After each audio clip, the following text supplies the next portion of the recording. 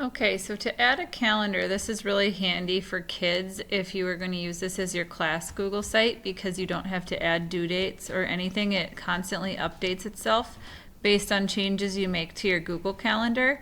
So to do this, first you're going to click the pencil in the upper right to edit the page. And then when you have the editing option, you're going to go up to Insert in the upper left corner. Go down to Calendar on the right side under Google and click the calendar. You will then get a list of all of your Google calendars, and as those populate in just a second, you can choose which calendar you would like to load to the page. So for example, for my 3rd hour Global Studies course, I have my calendar. I'm going to select the calendar. It allows you to change the height and width, and you can go back in and do that too if you'd rather have it bigger than how it appears. You can choose whether you'd like it to appear week, month, or by agenda. I'll do week. Choosing a time zone, it should default, but you can choose your time zone if you'd like.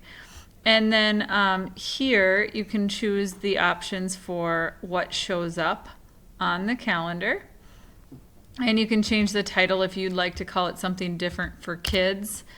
For example, I could just delete 3rd hour and leave 8th grade global studies. That's what kids will see, even though in your Google calendars it still has the name that you assigned it. Then you click Save. It will show up here. It will look gray to start with. You can adjust where it is. You can align it in the middle of the page, which I think I would prefer.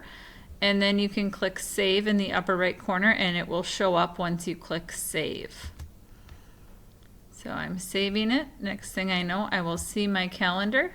That is just a week view because that's the display method that I chose. And then you can change the view up here in the upper right. Okay, so that is how to add your Google Calendar to your Google site.